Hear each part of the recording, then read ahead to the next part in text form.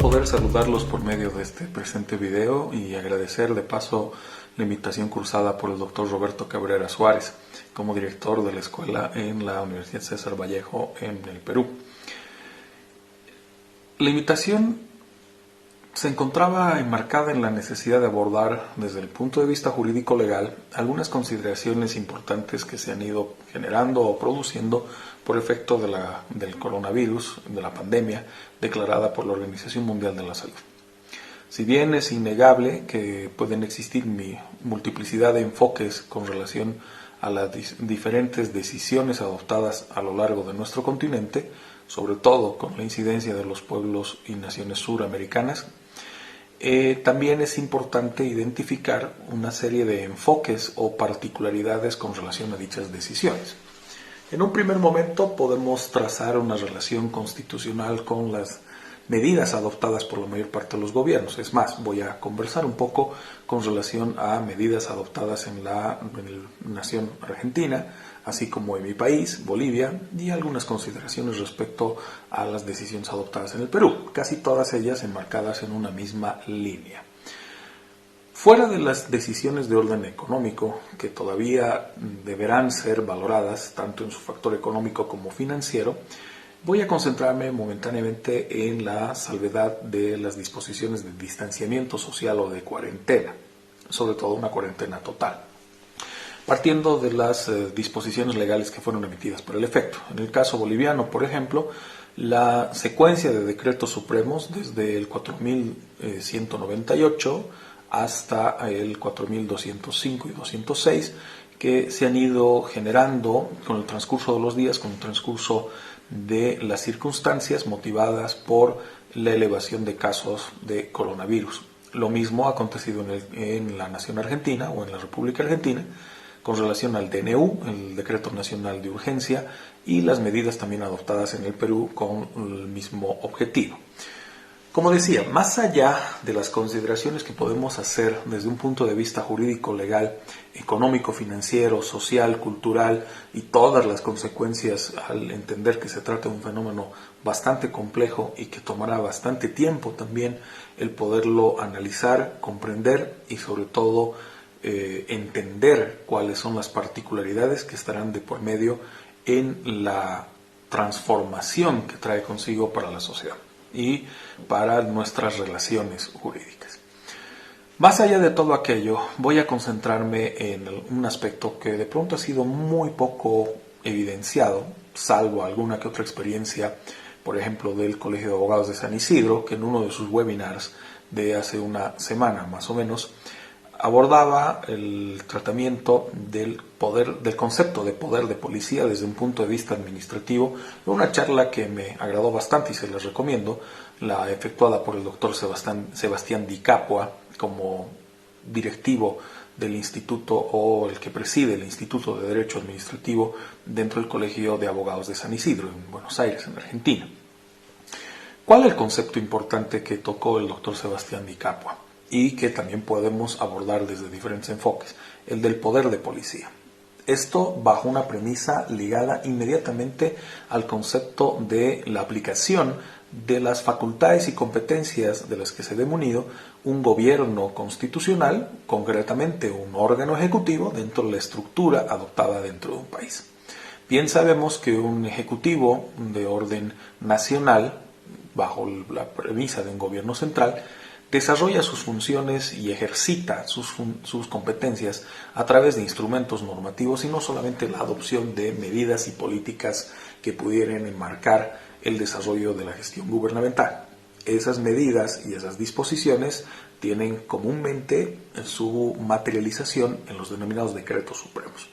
Es innegable que un decreto supremo tiene un carácter más reglamentario, dejando de lado la necesidad de una coordinación de parte del Ejecutivo con el Legislativo para poder darle la fuerza normativa conforme a los principios de jerarquía normativa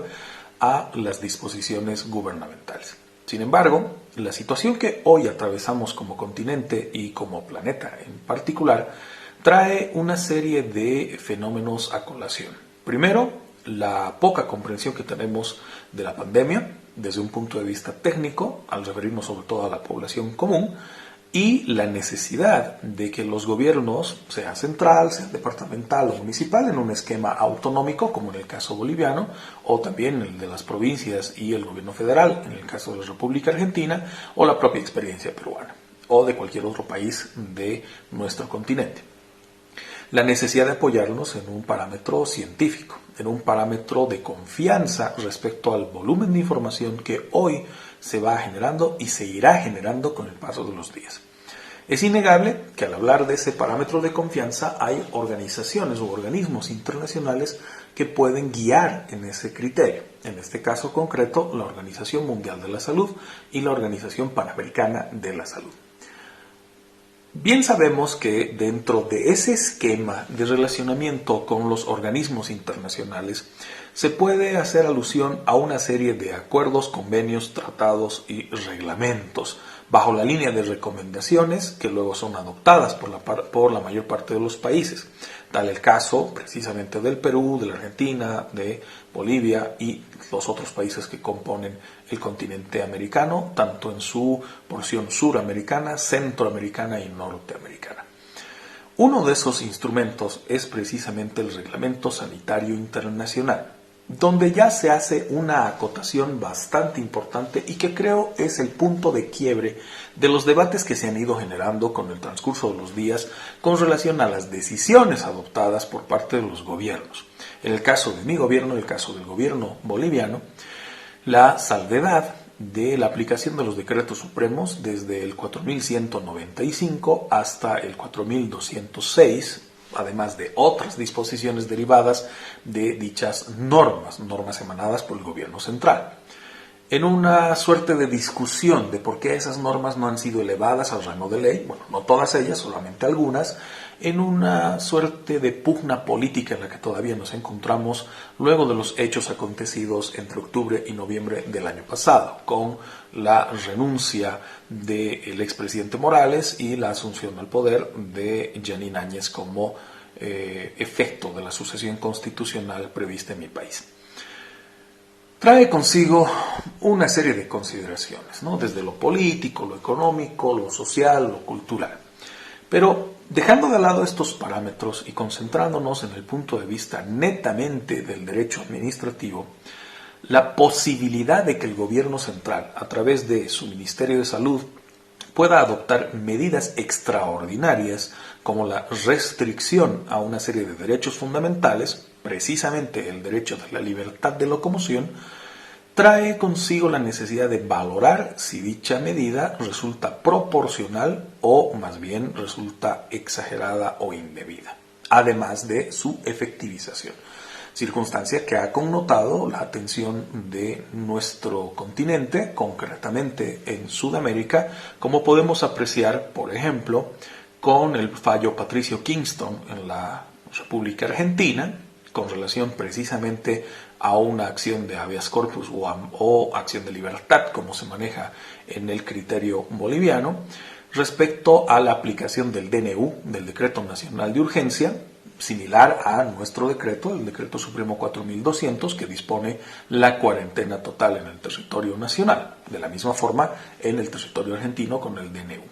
¿Qué planteaba este fallo? ¿Qué planteaba esta reclamación que llega hasta Corte Suprema y el resultado final, el fallo? Que se estaría vulnerando un derecho intransigible, un derecho que no puede ser afectado, el de la libertad de locomoción,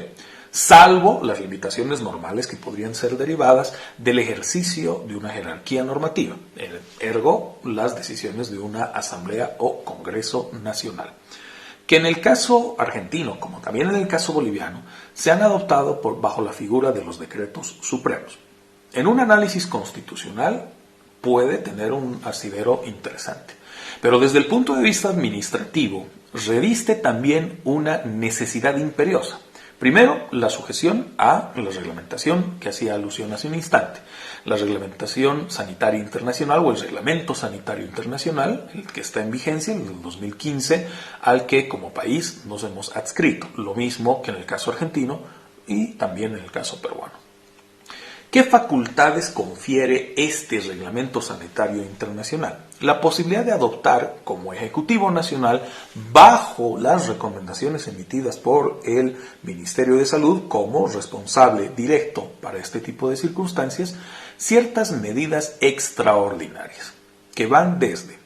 la determinación de medidas de salubridad con relación, por ejemplo, a la transitabilidad de las personas para evitar el contagio, para evitar la propagación de la pandemia, al entenderse sobre todo que en el caso que nos ocupa no contamos ni con tratamiento ni con una vacuna que haya sido ya autorizada por la OMS y por los organismos correspondientes. Razón por la cual nuestro franco desconocimiento de los patrones del patógeno en particular, o del virus en este caso, hacen que debamos adoptar medidas extraordinarias para proteger a la población en su conjunto. De ahí es que surge una discusión interesante. En el sentido de que, si bien,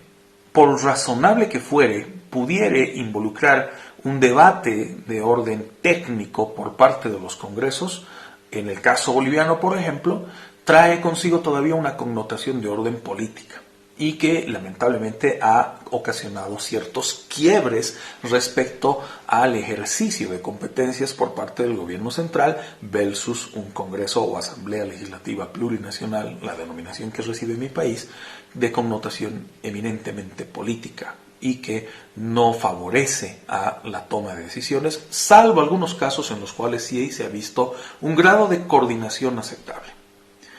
¿A qué nos orilla? A tomar medidas de urgencia, como lo decía también el fallo del DNU en la Argentina. Dichas medidas de urgencia denotan la restricción o la limitación temporal del ejercicio de ciertos derechos, pero para beneficio de un bien colectivo mayor, ¿no? La salud de la población en su conjunto, al entender de que no existe todavía un tratamiento o no existe todavía una vacuna que hubiera sido validada. A pesar de aquello, casos como el de Patricio Kingston en la ciudad de Buenos Aires, que plantea la posibilidad de ir en contra de una decisión gubernamental que considera restrictiva el ejercicio de sus derechos, así como también la acción de libertad propuesta por la Defensoría del Pueblo en Bolivia con relación a los connacionales que se encontraban varados en la frontera con Chile y que no podían ingresar al territorio nacional tomando en cuenta las restricciones de orden sanitaria que también se insertan en las disposiciones que pueden ser emitidas según el Reglamento Sanitario Internacional, que con el objetivo de establecer criterios adecuados para la circulación de personas, así como también el funcionamiento de los medios de transporte, habilita a los ministerios de salud, ergo el órgano ejecutivo de un país, a adoptar una serie de medidas de protección y de prevención. En este caso se concitó también una atención importante en mi país por una salvedad. Así como se retuvo en la frontera o se retiene todavía en la frontera a un contingente de connacionales que intenta retornar a territorio nacional, por otra parte también se admitió la llegada de vuelos solidarios provenientes de Chile y de otras regiones hacia territorio boliviano. Ahí también hago alusión al poder de policía, un poder administrativo, desde el punto de vista del ejercicio de funciones netamente administrativas relacionadas a la labor gubernamental, que también se encuentran refrendadas en el Reglamento Sanitario Internacional. La diferencia fundamental de un medio de transporte aéreo versus un medio de transporte terrestre respecto a los mecanismos de seguridad empleados para dicha circunstancia.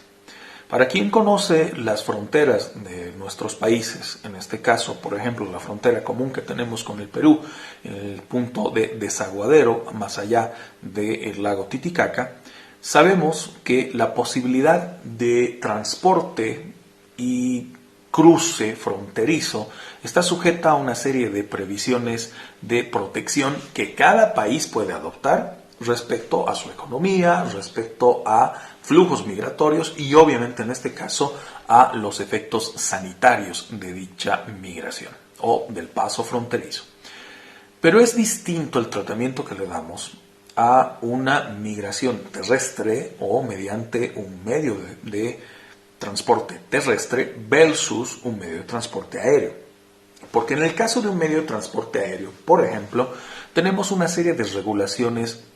que aplican, que van desde el derecho aeronáutico, así como para criterios de salubridad. La ventaja de poder identificar el punto de partida y el punto de llegada final, ya que no existe posibilidad de variación, y si es que este fuere posible o si es que esta se dare, también habría la posibilidad de rastrear la misma, ¿no? Respecto al uso de espacio aéreo y otras circunstancias.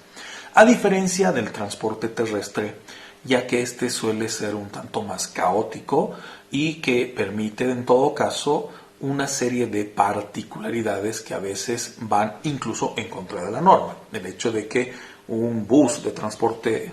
terrestre, por ejemplo, permita la llegada de pasajeros que no necesariamente hayan pasado por los tamices de control en las terminales terrestres. Y también la presencia o no de control sanitario en terminales terrestres, que en estos casos se exacerba bastante, ¿no? De acuerdo a las recomendaciones emitidas por la OMS, así como también lo dispuesto en el Reglamento Sanitario Internacional. Una medida como la adoptada por el gobierno nacional, por el gobierno boliviano, de restringir el ingreso de bolivianos que intentaban retornar al país por vía terrestre y admitir en contrasentido el ingreso de bolivianos por vía aérea, responde precisamente a estos lineamientos de poder de policía o poder de salubridad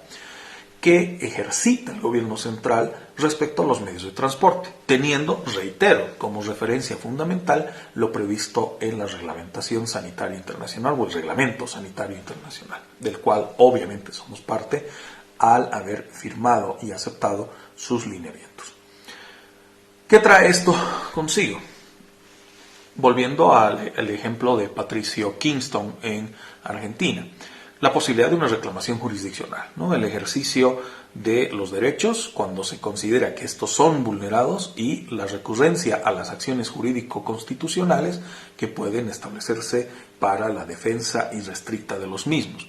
Circunstancia que en el caso argentino derivó en una negativa por parte de la Corte Suprema a la pretensión de Patricio Kingston de que su derecho a la libertad de locomoción sea reconocido por encima de cualquier política de salubridad, sea esta derivada de una circunstancia de emergencia como la que evidenciamos. A diferencia de lo que aconteció, por ejemplo, en el caso boliviano, ya que la Defensora del Pueblo, o la institución de la Defensoría del Pueblo, planteó una acción de libertad a favor de los 474 bolivianos retenidos en la frontera para permitir que, levantando lo dispuesto, la restricción dispuesta por el Decreto Supremo de cuarentena total, puedan ingresar y sea el Poder Ejecutivo el que ayude a poder llegar a sus destinos finales, previas, obviamente, las determinaciones sanitarias correspondientes. ¿Cuál fue el resultado? La Sala Constitucional en la ciudad de La Paz admitió este recurso y dio por válido lo solicitado por la Defensoría, pero lo hizo en términos, si quieren, porcentuales o promedio, por así decirlo, ya que no fue un fallo total, sino que fue un fallo parcial, indicando que si bien va a permitir el ingreso de la población, deberá hacerlo bajo los parámetros sanitarios que se refrendan en el ejercicio de un poder de policía. Parámetros sanitarios que deben ser establecidos por el responsable de dicha determinación. En este caso, reitero, el Ministerio de Salud, estableciendo por ende la salvedad del ejercicio irrestricto del poder de policía que radica en el gobierno central y que permite, por una circunstancia de emergencia, tomar medidas extraordinarias. Algo que jurídicamente es factible en aplicación del Reglamento Sanitario Internacional a nivel continental, a nivel global inclusive, así como el Código de Salud vigente en mi país desde 1972, ¿no? Que establece a través de lo determinado en el artículo 72 la posibilidad al Ministerio de Salud de establecer dichos criterios. Claro, no es el único que ha sido empleado o no es el único que ha sido determinado en las disposiciones legales en vigencia. como acontece también en el Perú, como acontece también en la Argentina, donde se ha establecido, por ejemplo, lineamientos respecto a la suspensión de las actividades educativas o a las actividades laborales, deportivas o de eventos y otros, que también concitarán una atención importante en lo que va de los siguientes días mientras dure toda la emergencia suscitada por la pandemia referida al coronavirus. Charlas como esta, que además pondero y agradezco nuevamente la invitación enviada por el doctor Roberto Cabrera Suárez, nos obligan a un análisis bastante concienzudo, bastante racional en el ejercicio de una serie de competencias y atribuciones emanadas de la ley, emanadas de la norma, tanto nacional como internacional. Es innegable que este periodo nos obliga primero a reinventarnos, también a reaprender y ver otros conceptos que nos permitirán luego una comprensión más adecuada de los difíciles momentos que atravesamos como sociedad global. Un saludo caluroso desde la ciudad de Cochabamba y mis parabienes para todos los que escuchen este video. Cuídense mucho y esperemos que ya dentro de algún tiempo, esperemos corto, podamos afrontar la pandemia que estamos viviendo desde un punto de vista racional, técnico y científico. Muchas gracias a todos.